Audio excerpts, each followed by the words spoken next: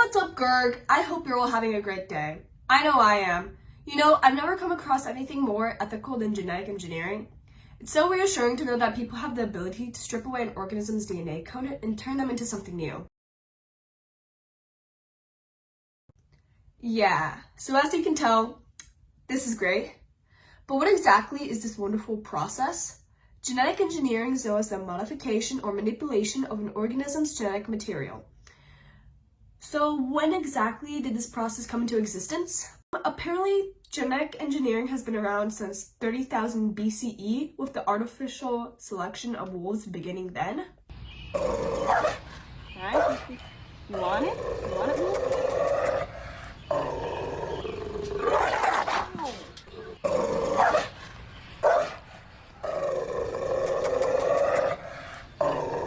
Next, we have artificially selected crops.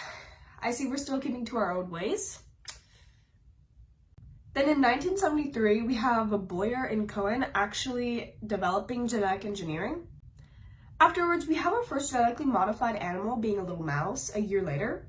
Okay, so I looked it up off screen more about the little guy, and it turns out he had been injected with a virus called SV40. Now, if you're wondering what that does, it causes brain and bone cancer. But don't worry, guys, it's fine. It's just a little bit of experimenting. Oh, yay. In 1975, the Sillamar Conference sets new guidelines for genetic engineering. Hopefully they're not taking things to the extreme.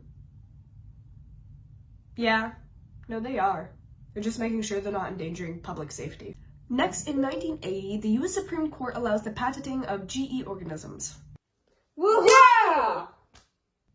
2 years later, after that, in 1982, the FDA approves Humulin, the first pharmaceutical manufactured using GE technology, which turns out to have no advantages over natural animal insulin, other than the fact it's just easier to obtain. Furthermore, in 1992, tomatoes become the first GE food crop approved by the US Department of Agriculture. Wow, I mean, seriously, what an accomplishment. Imagine being a tomato and bragging to the crops next to you that you're the first crop chosen to be injected with foreign cells, knowing that you are not going to be yourself anymore. You're something else. Well, anyways, in 1995 and 1996, the first insecticide-producing crop and herbicide-resistant crop were first introduced. Then, in the 2000s, golden rice was engineered to mitigate vitamin A deficiency. And then finally, in 2009, the pharmaceutical agent becomes the first biological produced by a GE animal and then approved by the US FDA. Phew. Even though I'd rather diss GMO the entire video, let's stay positive by looking at the truly reliable benefits to the process. So I went ahead and chose what I thought were the 3 most important benefits out of this article. I honestly think one of them could be considered a drawback, but that's just me. Wow, great start to the article.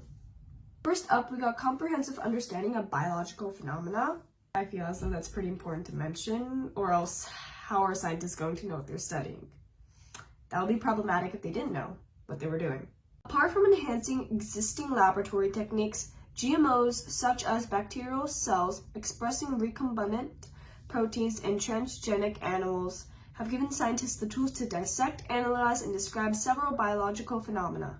These phenomena include the underlying cause of genetic diseases and disease pathology. Okay, I guess that's good. Next is the development of new technology in the field of science. That's great. We should continue expanding our knowledge and see where that gets us. In the article, it does exemplify the use of new technology through fluorescent protein technology, whatever that means. If you scroll all the way down to the issues and risks of genetic engineering part of this article, there's barely anything. It's so tiny compared to the benefits and all that information there. Oh, creation of characteristics not found in nature. That was what I was talking about when one of the benefits sounded like they could be a drawback. That's it. You know what that reminds me of? Or sounds like? It sounds like the creation of new toxins. Did you see what I did there? No? Okay. Moving on to my favorite part, the drawbacks of genetic engineering. So, just by reading this first paragraph, I'm a bit concerned. Down to Earth is essentially a victim of the biotechnology industry The biotechnology industry has forced its products upon us with inadequate testing and due to the lack of government action without any requirement for labeling. So somehow GMO has managed to blend into organic produce because of the lack of government action to solve the situation. That's pretty contradicting considering that organic products aren't allowed to be sold with any type of GMO in them.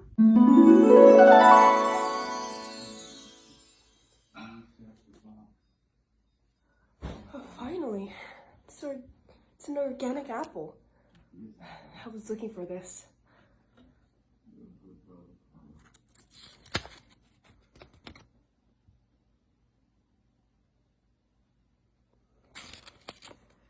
What the heck? Isn't that illegal? There is a non-GMO project that started demanding that Congress do something about the labeling, as they should.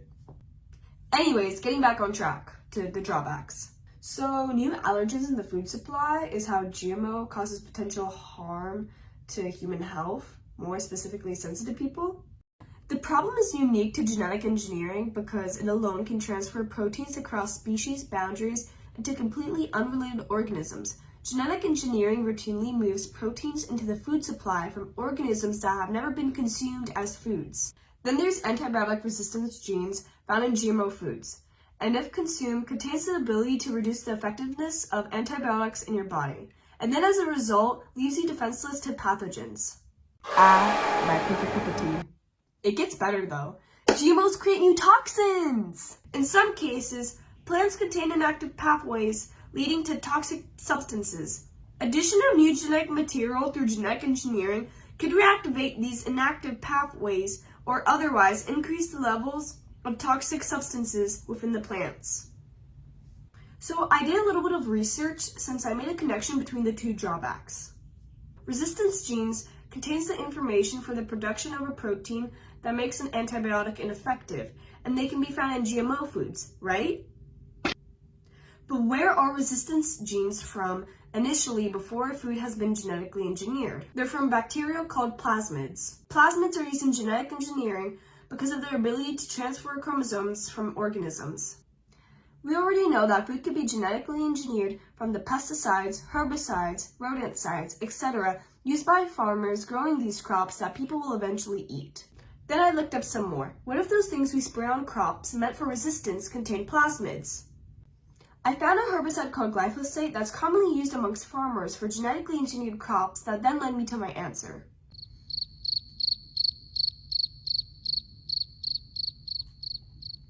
The answer is yes. Yes, they do.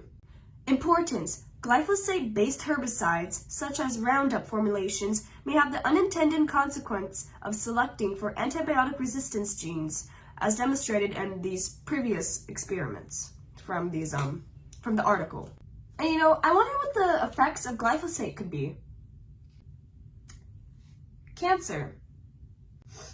Some studies suggest glyphosate may be linked to cancer. Others suggest there's no link. It's a controversial topic. No risks of concern to human health from current uses of glyphosate. Glyphosate products used according to label directions do not result in risks to children or adults. No indication that children are more sensitive to glyphosate. That's pretty ironic. Moving on to genetically modified organisms.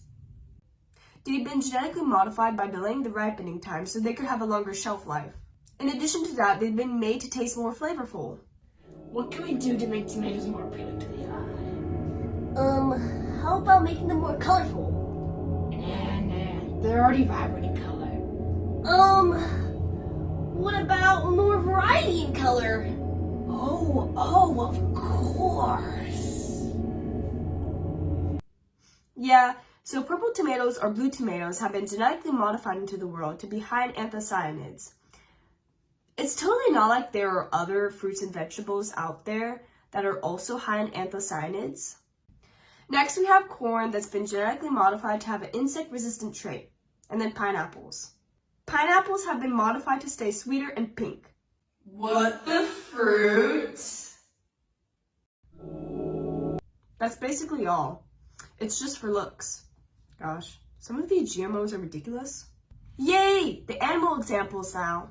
So the name of this article is called 11 Real Examples of Genetically Modified Organisms, Marvels or Monsters. Are we supposed to decide together which ones are the marvels and which one are monsters? 1. Pigs that are resistant to respiratory diseases. That's great. I think that's a marvel. Okay, skipping to number 4, my favorite one. Mosquitoes designed to birth weak offspring. Now, I dislike mosquitoes so much. They're the reason whenever I go outside, I need 3 mosquito repellent candles, 5 mosquito repellent coils, and mosquito repellent spray on me at all times. No offense to those born as mosquitoes though, that must be tough. Skipping to number 8, the one GMO I don't think should exist. Featherless chickens. With all the cons that come with being featherless, they're also downright hideous. This is the type of creature that only a mother could love. Feather chickens, marvel. Featherless chickens, monster. Feathered chickens, marvel. Featherless chickens, monster. Now moving on to more definitions. Transgenic organisms and cloning. Transgenic organisms are those whose cells have been altered by foreign DNA, which is basically the same thing as GMO, genetically modified organisms. Cloning is the process of replicating the exact genetic material of an organism. Cloning can be as basic like mitosis, or as bizarre as the name of a series I can't say the name of because of copyright reasons, such as the first cloned cat, CC, also known as copycat, or the first cloned dog, Snappy. I find it kind of amazing how people are able to do this, but at the same time, not at all. What is genetic engineering? Again, genetic engineering is a modification or manipulation of an organism's genetic material. Foods such as potatoes, tomatoes, corn, and pineapples have all been genetically modified to taste sweeter, have a longer shelf life, and be resistant from pesticides. Even animals have been genetically modified. It's unethical and ridiculous, considering the matters of human health and animal welfare. But what even gives people the right to mess with something as precious as DNA? It's immoral. Many people have the same complaints. It's even stated in the Bible that mankind should not mess with genetics.